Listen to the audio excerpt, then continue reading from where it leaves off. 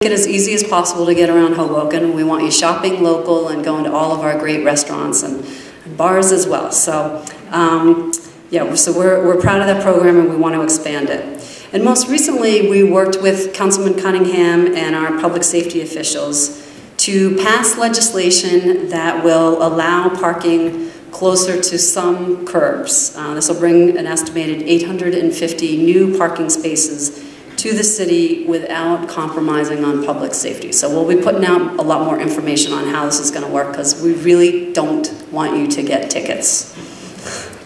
Okay, Hoboken is also becoming more bike-friendly every year. We doubled the number of bike racks near the path, installed our first bike repair station, and passed a plan for 10 miles of new bike lanes, which we'll be striping over the next year.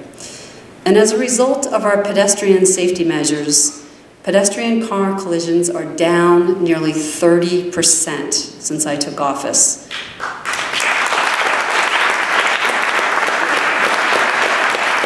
And bicycle car collisions are down by more than 60%. So we're very proud of those numbers. And this year, I want to work with the community, and Director Saxon and I want to work with the community to create a parking master plan. And we look forward to hearing all of your ideas on, I know there's many ideas on parking and how we can continue to improve that challenge that we face. In addition to all that we've achieved in 2011, we've also got a tremendous number of important projects that we're looking forward to completing this year that are well underway.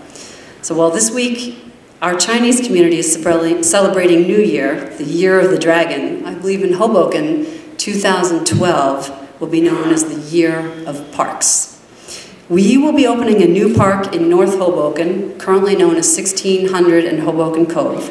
The plans are being finalized now, and this long-awaited park will be a fantastic addition to our community.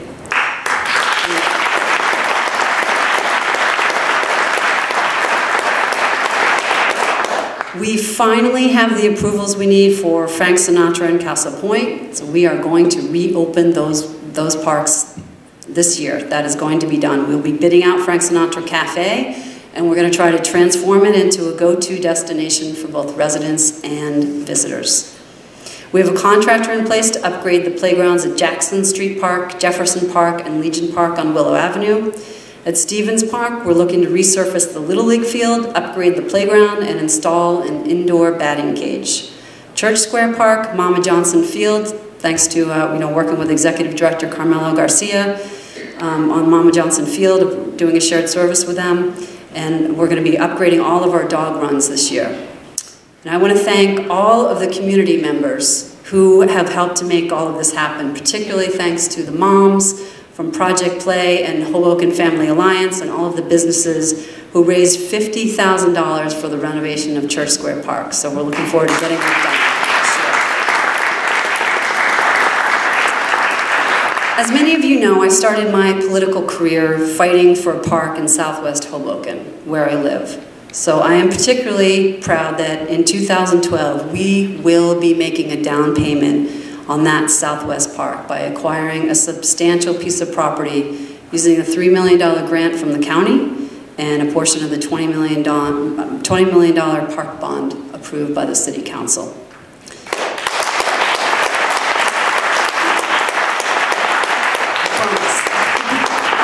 As you know, the most important role of government is maintaining public safety. This is something that we must focus on each and every day and really can never be characterized as something which has been fully achieved. But I do want to share some statistics with you. The total crime rate in Hoboken has once again declined in 2011. Since I took office in 2009, total crime is down by 16%. Crime is now at its lowest in a generation, and I want to congratulate Chief Falco, who unfortunately couldn't be here with us tonight, and I want to thank the members of the Hoboken Police Department so much for all of their work in helping to make this happen.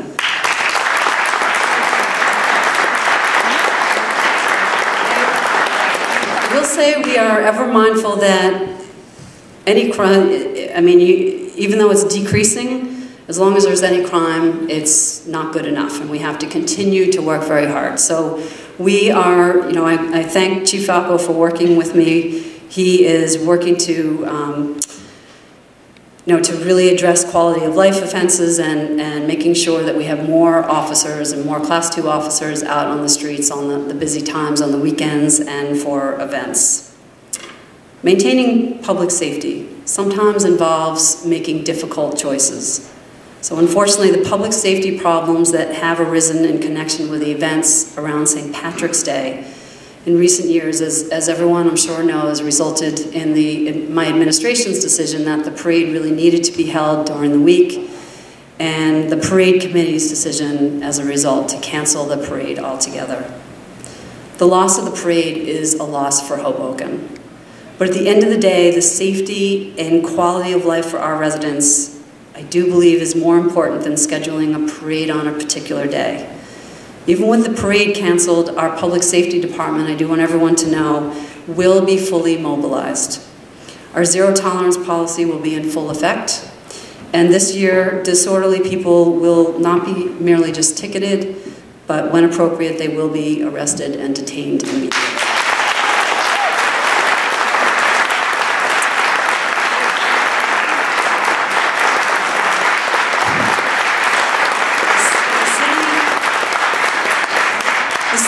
Moving ahead with planning an event that honors Hoboken's Irish heritage, and we will definitely let you know about that. We've talked about the past, and now I want to talk a little bit about Hoboken's future. Hoboken has great public transportation, as we all know. Thousands of Hobokenites and commuters take the PATH train or the ferry every single day. Some of you may not know, but Hoboken per capita has the largest number of people taking public transportation than any other city in the country. So we surpass New York City as far as taking public transportation. But if our city is to grow in a sustainable way, then we need more public transportation. As some of you may have heard, Mayor Bloomberg has proposed extending New York's number 7 train to New Jersey, most likely with a direct stop in Secaucus. I have strongly advocated, both with Governor Christie and with Mayor Bloomberg's staff, for a number 7 train to stop in North Hoboken. South Hoboken has both the PATH and the beautiful new ferry terminal, and a stop there is extremely unlikely due to the enormous cost of extending the tunnel in that direction. A North Hoboken stop would be more cost-effective and better for Hoboken, and it could be combined with a proposed light rail stop to make it an even stronger transportation connection.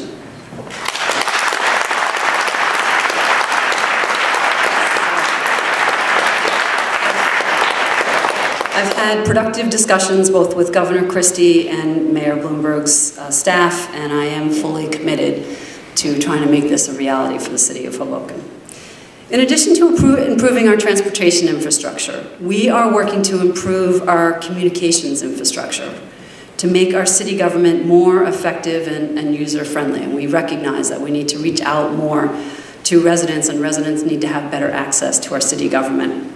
So for example, this month you can now start getting your parking permits online. You no longer have to stand in line if you don't want to. We are also launching an online service request system so residents can report and get updates on everything from potholes to graffiti to flooding. In addition to a one-stop informational website, we'll also be launching an iPhone app to let you report problems from wherever you are. And we look forward to launching a 311 call center to support this system once the rewiring of City Hall is completed. We also, as many of you may know, recently launched a reverse 911 system. So we want to be able to reach you during emergencies such as snowstorms and hurricanes, so you know when you need to move your cars for sure. Finally, and perhaps the most important issue to Hoboken's future, is the question of development. Unlike many other places, we do not need development to transform our city into something new and better. Our city is already a great city, as everyone here knows. And developers, from my perspective, are privileged to have the opportunity to build here. My administration will always do everything it can to ensure that development is done in a way that does not put unacceptable strain on our infrastructure. We want to make sure that we don't transform our city from the city that we love into somebody else's development dream. New development can bring and has brought important benefits to our community. For example, my administration worked closely to ensure that the artist community in the Monroe Center was protected through a bankruptcy process and sale to a new owner. Many of us would not live here without the development that has occurred over the last 20 years. However, Hoboken today has more choices and more leverage than we did 20 years ago. And we need to use that leverage and make our choices wisely to protect the character of Hoboken. We also have to make sure they're town. We have to protect it. We also have to make sure that the commitments that are made to our city and its residents when development is approved are real commitments that will be kept.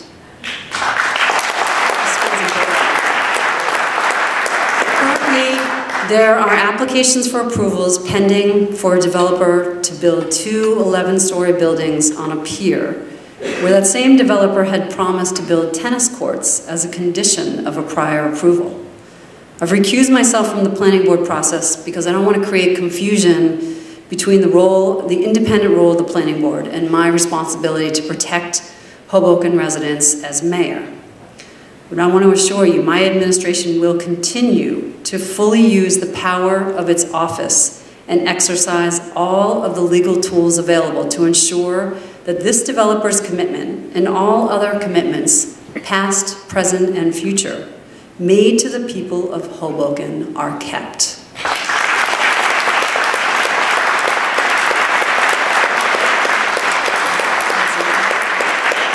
It's so important that they just need to keep their promises, and that's why, without hesitation, we are appealing the DEP's approval of this project in North Hoboken.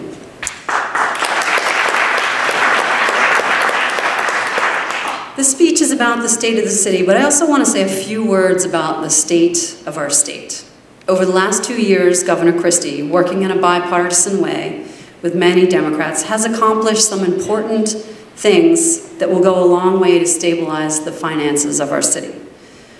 When I have agreed with the governor, as I did with the 2% tax cap and pension and health care reform, I have not hesitated to voice my opinions.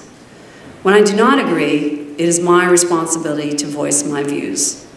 While I applaud Governor Christie's nomination of the first openly gay judge to the state Superior Court, I strongly urge him to change his mind and sign the Marriage Equality Act, and I hope that the legislature will get it passed. It is the right thing to do.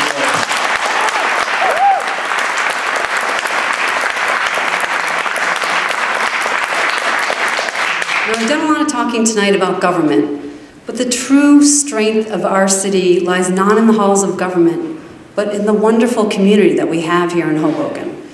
Whether it's volunteering during emergencies, helping neighbors pump out a basement after Hurricane Irene, which I saw everywhere in Southwest Hoboken, or fundraising for the victims of a fire, our community is the foundation on which our great city flourishes. So I want to thank all of you and all of our residents for the important work that you do, and I urge you to stay involved in our community. So please join our community emergency response team, adopt a park, join the PTSO, volunteer at the homeless shelter, volunteer for a board, organize around an issue you care about, participate in a neighborhood cleanup, tutor a student at the Jubilee Center, participate in community meetings, and most importantly, be informed about what is happening in our town. With your help, Hoboken will always thrive as a community that we are so proud to call our home. Thank you so very much.